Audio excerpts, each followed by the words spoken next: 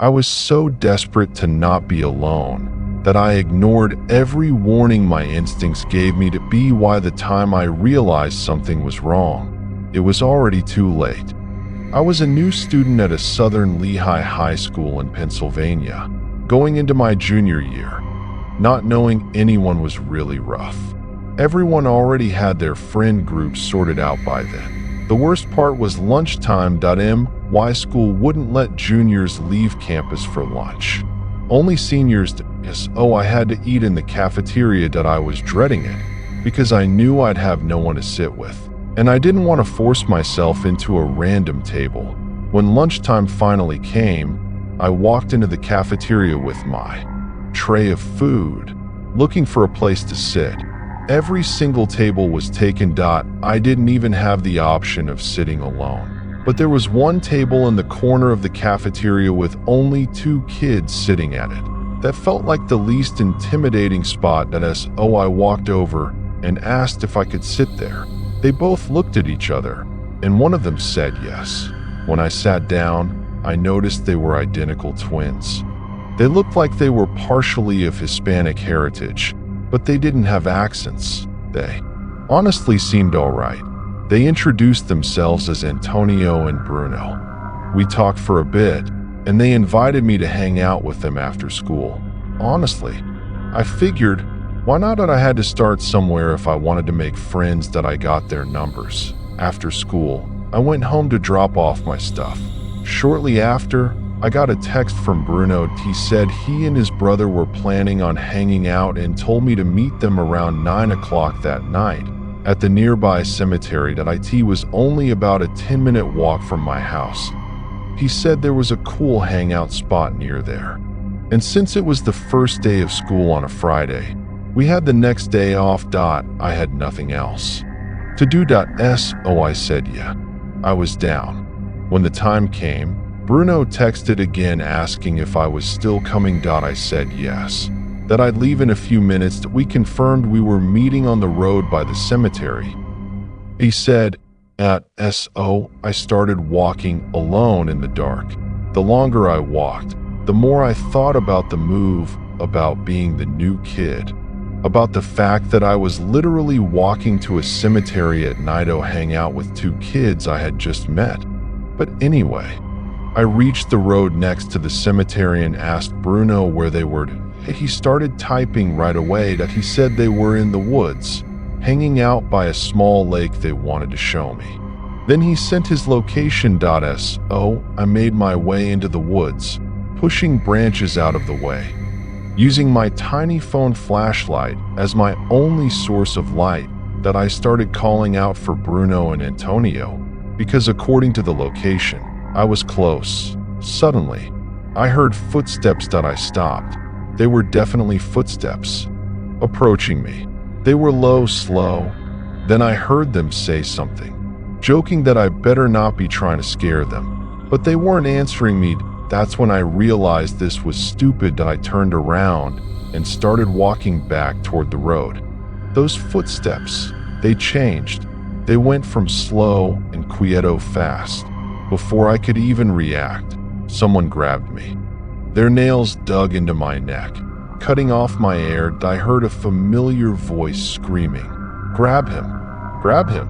I managed to break free from the chokehold and sprinted toward the road. I know they followed me to the tree line, but I was faster. I could run for miles.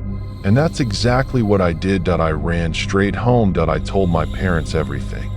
They considered calling the police, but we decided it would be better to take pictures of the nail marks on my neck and report it to the school the next day. That's what we did. With the help of the text from Bruno, the 2 students were expelled. My parents made me block both of their numbers. I didn't argue. They asked if the twins knew where we lived. I told them, not as far as I knew. About a week later, I woke up in the middle of the night. My room felt freezing cold. I heard wind blowing. I looked at my window. It was completely open. That made no sense. It was around 50 degrees that night. I wondered if my mom had opened it. But why would she? I walked over and looked down. Just below my window was a ledge created by part of the house's exterior. My dad always told me to jump onto it in case of a fire. I shut the window and walked to my parents' bedroom. I gently knocked at my mom, half asleep, asked what was wrong. I asked if she opened my window. She sat up and said no. When I told her someone had opened it, she shook my dad awake. But when he woke up, he told me to grow up and go back to sleep. I left their door open as I walked back down the hall. That's when I noticed something. My bedroom door, it was half shut. It had been fully open before. I slowly pushed it open, just enough to look through the crack. I didn't really expect to see anything. But there was someone there. Someone was hiding behind my door. I screamed for my dad as loud as I could. My door slammed shut at the same time. My dad rushed out of his room. I yelled that someone was in my room. He barged in and flipped on the light. We saw a leg. Someone was jumping out of my window. My dad ran to the window, then downstairs, then outside. But he came back minutes later, out of breath. He didn't see anyone. I knew it had to be the twins. My dad called the police. I told them everything, all the way back to the woods. But without proof of who broke in, there was nothing they could do. They told us to lock our doors and consider installing cameras. After a couple of months of sleeping in fear, nothing like that ever happened again. Looking back now, I don't know why I agreed to meet them in the woods. I should have trusted my instincts the first day in the cafeteria. I should have stayed away. Freshman year of high school, 2007. Gym class. Last period. We had a substitute teacher. He was older, maybe 55 or 60. When he took attendance, he did a double take. When he got to me, it made me uncomfortable. I'd always been told I looked older than my age. He told us to get into volleyball teams, then disappeared into the hallway. 40 minutes passed. Class ended. I in the locker room. My locker wouldn't open. I tried my combination over and over. Nothing. I went to the sub for help. He said he'd get the list. When he came back, he walked into the girls' locker room with me. That surprised me. The room was mostly empty. He tried the combination. It didn't work. Each time it failed, he laughed and looked at me. Then he put his hand on my shoulder. He said we'd figure it out.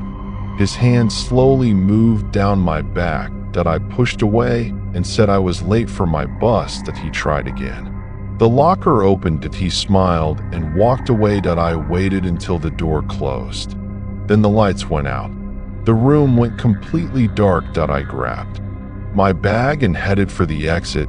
As I reached the intersection of lockers, I glanced right and saw him. Peeking around the corner. I ran. He chased me, saying it wasn't what it looked like. I ran off campus in the rain and walked home. I never told anyone. When I was in high school, I was in band. 1 lunch period. I practiced alone in the basement. The lights went out. I heard something dragging, heavy breathing, grunting. I hid. When I finally checked my phone light, someone was in the room with me. A hand grabbed my shoulder. I ran. Security found nothing. No cameras. 1 night, my friends and I snuck into the school basement. We explored, went upstairs. Everything was dark. Exit signs glowing. RED. I in the bathroom. My phone rang. My friend was still downstairs. Someone laughed from the stall. Someone I didn't know. I ran. When we escaped, we saw someone watching us from a window. Hands pressed to the glass. We ran and never did anything like that again. This story is not just a collection of frightening events. It is a story about the fragility of trust, about moments when a person, simply to avoid being alone, chooses to ignore their inner instincts. Throughout all of these experiences, there is a common pattern. Danger rarely appears suddenly. It often begins with a familiar face, with a smile, or with a simple, It's okay. Come with us. The most terrifying part of this story is not the chases, the darkness, or the locations, but the fact that many of these moments happened in places that were supposed to be safe. School, home, familiar environments. This story reminds us of an important truth. The feeling of unease is rarely random. The body and mind often sense danger long before logic catches up. And perhaps the most important lesson of all, being alone can be painful, but ignoring your inner voice can be far more dangerous. Sometimes, real courage is not about moving forward, but about walking away in time.